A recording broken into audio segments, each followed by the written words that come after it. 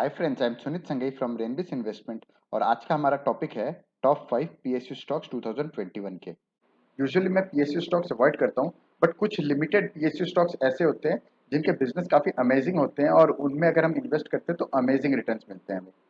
Video अंत तक देखिएगा क्योंकि इन बिटवीन मैं काफी सारे इंपॉर्टेंट पॉइंट्स बोलूंगा जो आपके लर्निंग के पर्सपेक्टिव से काफी इंपॉर्टेंट रहेंगे। वीडियो स्टार्ट करने से पहले आपसे रिक्वेस्ट है कि लाइक शेयर सब्सक्राइब करना मत भूलिएगा ताकि यूट्यूब आपको और मेरे बाकी व्यूअर्स को भी ये वीडियोस रेकमेंड करे। तो चलिए वीडियो स्टार्ट करते हैं।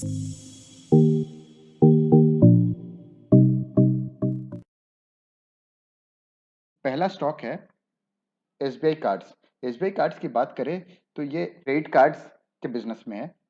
कुछ इंपॉर्टेंट पॉइंट्स देखें एसबीआई कार्ड के, तो कंपनी जो है 89,000 का मार्केट कैप है, यानी ये लार्ज कैप कंपनी है। स्टॉक का पीई 100 के आसपास है और प्राइस टू बुक वैल्यू अगर देखें तो 15 का है, तो ये काफ़ी महंगा है कंपनी अभी फिलहाल के लिए। और आरओसी और आरओई की बात करें तो आरओसी 15% का है, तो लेंडिंग के बिजनेस में 15% का आरओसी काफ़ी अच्छा मानूंगा। और आरओई वहीं 28% के आसपास है, जो काफ़ी अच्छा है। डेट टू इक्विटी इंपॉर्टेंट नहीं होता है लेंडिंग के बिजनेस में देखना। और यहाँ पर सेल्स ग्रोथ की बात करें तो 40% के आसपास की सेल्स ग्रोथ है और प्रॉफिट भी है लगभग 50 to 35% के बीच में है, तो ये अमेजिंग प्रॉफिट और सेल्स ग्रोथ है और यही रीजन है कंपनी की इतनी अच्छी वैल्यूएशन की। रेवेन्यू की बात करें तो 1500 करोड़ से लगातार इंक्रीज होकर ऑलमोस्ट 10,000 करोड़ के आसपास आ गई है। और वहीं नेट प्रॉफिट की बात करें तो 293 करोड़ से इंक्रीज होकर ऑलमोस्ट 1300 करोड़ के आसपास आ गई है। तो यहाँ पे हम देख सकते हैं कि काफी अच्छी कंपनी की ग्रोथ रही है। शेयर होल्डिंग की बात करें तो पब्लिक के पास मात्र 5% के आसपास का स्टेक है, क्योंकि ये जो 20% है इसमें से 15% सीएर ओवर होल्डिंग नाम की कोई स्ट्रॉन्ग हैंड्स में है। और सिर्फ 5% का शेयर पब्लिक के हैंड्स में होना इंडिकेट करता है कि ये काफ़ी स्ट्रॉन्ग हैंड्स में है और कंपनी का फ्यूचर में अर्निंग विजिबिलिटी काफ़ी स्ट्रॉन्ग है। और इसका मेजर रीज़न है कि लोग जो है अब स्पेंडिंग स्पेंडिंग पे काफ़ी ज़्यादा फोकस्ड हो गए हैं। कार्ड स्वाइप करना ईजी है, डिजिटल मनी की तरह भी यूज़ होता है। इस तरीके से लोग लोग जो है अपना लाइफस्टाइल इंप्रूवमेंट में लगे हुए हैं। वहाँ पे क्रेडिट कार्ड का बिजनेस काफ़ी अच्छा ग्रो होने वाला है। चार्ट पे अगर हम देखें तो लास्ट 1 ईयर में एसबीआई कार्ड्स के 38.9% के रिटर्न है। अगली कंपनी है इंद्रप्रस्थ गैस। इंद्रप्रस्थ गैस की बात करें तो ये नेचुरल गैस के बिजनेस में है। तो जिस तरीके से पोल्यूशन बढ़ रहा है देश के अंदर और अक्रॉस वर्ल्ड, तो यहाँ पे जो ट्रेडिशनल पेट्रोल और डीजल की गाड़ियाँ चलती हैं उसके जगह नेचुरल गैस से चलने वाली गाड़ियाँ और घर पे भी जो है नेचुरल गैस से कुकिंग होना, ये बिजनेस जो है ये बेसिकली काफ़ी आने वाले टाइम में काफ़ी बढ़ने वाला है। और इसका मेजर रीजन ये भी है गवर्नमेंट की तरफ से भी नेचुरल गैस की तरफ पुश काफी किया जा रहा है। और एक और चीज मैं बताऊं तो Indraprastha gas natural gas production नहीं करती है, डिस्ट्रीब्यूशन करती है। यानी कि जो भी कंपनी इसकी मैन्युफैक्चरिंग करती है नेचुरल गैस की या एक्सप्लोर करती है, उसको जितने भी सिटीज के घरों में या फिर पेट्रोल पंप या जितने भी सेंटर्स होते हैं डिस्ट्रीब्यूशन सेंटर, वहां तक पहुंचाने का काम इंद्रप्रस्थ गैस करती है। अब अगर हम इसके फाइनेंशियल्स देखें तो कंपनी का पी 32 है और वहीं अगर हम इंडस्ट्री का पी देखें तो 61.5 का है, तो ये अंडर वैल्यूड स्टॉक है। कंपनी की अगर आरओसी और आरओई देखें हम तो हेल्दी है, 25 to 30% के आसपास है। और वहीं सेल्स ग्रोथ की बात करें तो ये लगभग 20% के आसपास की ग्रोथ है। वहीं प्रॉफिट की बात करें 3 ईयर्स में 25% और 5 ईयर्स में 21.5% के आसपास है। तो ये अमेजिंग सेल्स ग्रोथ और प्रॉफिट ग्रोथ है कंपनी की। प्रॉफिट एंड लॉस स्टेटमेंट देखें तो कंपनी की रेवेन्यू जो है वो 3600 करोड़ से इंक्रीज होके ऑलमोस्ट 6500 करोड़ हो गई है। और ये लास्ट 1 ईयर का अगर हम देखें ये ऑलमोस्ट 5000 करोड़ का, ये तो ये हम मान के चल सकते हैं ड्यू टू पैंडमिक और इस और एक और क्वार्टर ड्यू भी है। अदरवाइज अगर हम देखें तो कंपनी ने काफ़ी अच्छे परफॉर्मेंस और काफ़ी अच्छी ग्रोथ दिखाई है। और वहीं अगर हम नेट प्रॉफिट की बात करें तो ऑलमोस्ट 450 करोड़ से इंक्रीज होके 1250 करोड़ हो गया है। तो ये काफ़ी अच्छी और अमेजिंग ग्रोथ है लास्ट 5 ईयर्स में अगर हम देखें तो। और शेयर होल्डिंग की बात करें तो पब्लिक के पास केवल 10% के आसपास का स्टॉक है और बाकी 90% के आसपास सारे स्ट्रॉन्ग हैंड्स में है। तो देख सकते हैं कंपनी की काफ़ी अच्छी फाइनेंशियल्स है और काफ़ी स्ट्रॉन्ग हैंड्स में है कंपनी। इंद्रप्रस्थ गैस की बात करें तो लास्ट 5 ईयर्स में एट अ CAGR ऑफ 37.4% के रिटर्न है। और वहीं अगर हम मैक्सिमम चार्ट देखें तो ये ऑलमोस्ट 19% के रिटर्न्स के हिसाब से 20 टाइम्स रिटर्न्स दिया है। अगला कंपनी है गुजरात गैस। तो गुजरात गैस एक और कंपनी है जो नेचुरल गैस के डिस्ट्रीब्यूशन में है। कंपनी का पीई की बात करें तो ये 30 का पीई है। वहीं इंडस्ट्री का पीई देखे तो 24 के आसपास है। तो ये बहुत ज़्यादा महंगा नहीं है। और वहीं आरओसी की बात करें तो 29% की आरओसी है और आरओई 43% की है। तो ये अमेजिंग आरओसी और आरओई है।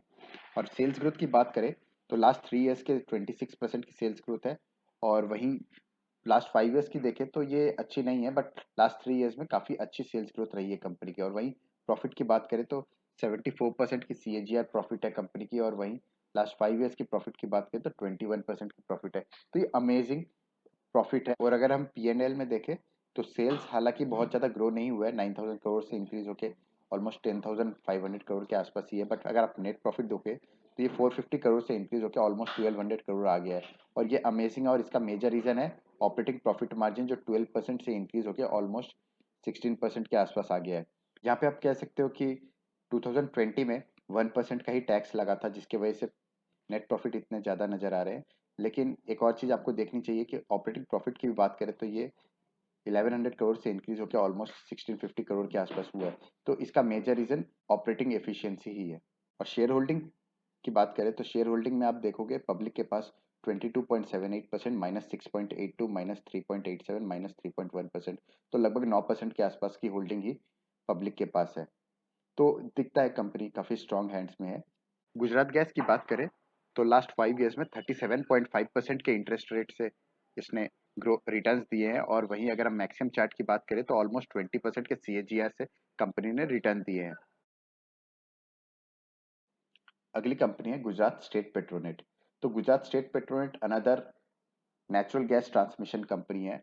इसके फाइनेंशियल्स की बात करें, कंपनी का पीई जो है लेस देन 10 है। और वहीं अगर हम प्राइस टू बुक वैल्यू की बात करें तो प्राइस टू बुक वैल्यू 2.73 है। और वहीं इंडस्ट्री की बात करें तो 61.5 है। तो कंपनी जो है काफ़ी अंडर वैल्यूड स्टॉक है। और वहीं अगर हम आरओसी और आरओई की बात करें तो 35% और 42% का ये अमेजिंग आरओसी और आरओई है। डेट टू इक्विटी अगर हम देखें तो ऑलमोस्ट नेग्लिजिबल है और इंटरेस्ट कवरेज भी काफ़ी अच्छा है। वहीं अगर हम सेल्स ग्रोथ की बात करें तो ऑलमोस्ट 30% के आसपास का सेल्स ग्रोथ है 3 ईयर्स की। और 5 ईयर्स की 63%। प्रॉफिट की बात करें तो 46% की प्रॉफिट ग्रोथ है 3 ईयर्स की। और 5 ईयर्स की 28.5%। तो ये amazing sales and profit growth है कंपनी की। पीएनएल स्टेटमेंट अगर हम देखें कंपनी का तो कंपनी का सेल्स जो है 1000 करोड़ से इंक्रीज होकर लगातार ऑलमोस्ट 13,000 करोड़ हो गया, 12,200 करोड़ हो गया। और वहीं अगर हम नेट प्रॉफिट की बात करें तो 580 करोड़ के आसपास से इंक्रीज होकर 1700 करोड़ हो गया। तो ये amazing sales and net profit की ग्रोथ है। और वहीं अगर हम शेयर होल्डिंग पैटर्न देखें कंपनी का तो पब्लिक के पास मात्र 11% की शेयर होल्डिंग है। तो ये अमेजिंग है, मतलब काफी स्ट्रॉन्ग हैंड्स में है। गुजरात स्टेट पेट्रोनेट की बात करें तो लास्ट 5 ईयर्स में 15% के सीएजीआर से रिटर्न दिए हैं। और वहीं अगर हम लाइफ टाइम रिटर्न देखें तो ऑलमोस्ट 13.5% के आसपास के रिटर्न दिए हैं लाइफ टाइम में। अगली कंपनी है आईआरसीटीसी। तो आईआरसीटीसी जो है इंडियन रेलवेज का टिकटिंग प्लेटफॉर्म है। और इसके अलावा कंपनी जो है कैटरिंग के बिजनेस में भी है। कंपनी के फाइनेंशियल्स देखें तो स्टॉक का पी 135 है और प्राइस टू बुक वैल्यू देखें तो 20 का है। तो ये काफ़ी महंगा है स्टॉक। और आरओसी की बात करें तो 62% का आरओसी और आरओई 44% का है। तो कंपनी काफ़ी ओवर वैल्यूड है और उसका रीज़न भी दिखता है, अमेजिंग आरओसी और आरओई है। और वहीं सेल्स ग्रोथ की बात करें तो 14% और 16% के सेल्स ग्रोथ है। और प्रॉफिट की ग्रोथ की बात करें तो 3 ईयर्स में 32% और 5 ईयर्स में 32% का है। तो इसमें एक इंपॉर्टेंट चीज़ हमें ये भी समझने की है कि लास्ट 1 ईयर से कोरोना के पैंडमिक के वजह से ट्रैवलिंग बहुत रिस्ट्रिक्टेड हो गया है और गवर्नमेंट ने भी काफ़ी रेस्ट्रिक्शन लगाया है। तो इस वजह से इनका बिजनेस उस तरीके से लास्ट 1 ईयर में ग्रो नहीं हुआ है। और इसके बावजूद अगर आप देखो तो 15% का सेल्स ग्रोथ और प्रॉफिट ग्रोथ 30% के आसपास का, तो ये अमेजिंग है। पीएनएल की बात करें तो ये 2015 में 1000 करोड़ के आसपास की सेल्स थी। और वहीं 2020 में पैंडेमिक के जस्ट स्टार्ट होने के पहले की अगर हम देखें तो ऑलमोस्ट 2300 करोड़ के आसपास का सेल्स ग्रोथ है। और वहीं नेट प्रॉफिट की बात करें तो 131 करोड़ से इंक्रीज होकर 530 करोड़ के आसपास हो गया है। तो ये काफ़ी अमेजिंग नेट प्रॉफिट ग्रोथ हुई है। और इसका एक इंटरेस्टिंग रीज़न ये भी है कि ऑपरेटिंग प्रॉफिट मार्जिन जो है आप देखो 14% से इंक्रीज होकर 31% हो गई है। तो अमेजिंग ऑपरेटिंग प्रॉफिट मार्जिन रही है कंपनी की। और शेयर होल्डिंग पैटर्न की बात करें तो पब्लिक के पास केवल 16% के आसपास का शेयर शेयर्स है। और 84% जो है स्ट्रॉन्ग हैंड्स में है। और एक मेजर रीज़न पब्लिक के पास 16% होने का एक रीज़न ये भी है कि गवर्नमेंट जो है 87% का स्टेक था और उसको इंक्रीज करके लेस देन 75% लाना था, जो ऑलरेडी दिसंबर क्वार्टर में ले आया। और यहाँ से जो है चीज़ें मुझे लगता है इंप्रूव होंगी। और उसका मेजर रीज़न है कि जितने भी ये 16% है इसमें से भी जो FII-DII है वो इसमें से स्टेक उठा लेंगे। और आप देख सकते हो कि FII-DII ने लगातार अपना स्टेक 0% से इंक्रीज करके 8 और 7% के आसपास लाया, यानी मार्केट में जो भी अवेलेबल था वो धीरे धीरे अपना उठा रहे थे। तो यहाँ से मैं एक्सपेक्ट कर रहा हूँ कि FII-DII फर्दर इस पब्लिक में जो 16-17% का स्टेक है उसको उठा लेंगे। IRCTC की बात करें तो 1.5 ईयर में कंपनी ने 140% के अमेजिंग रिटर्न्स दिए हैं।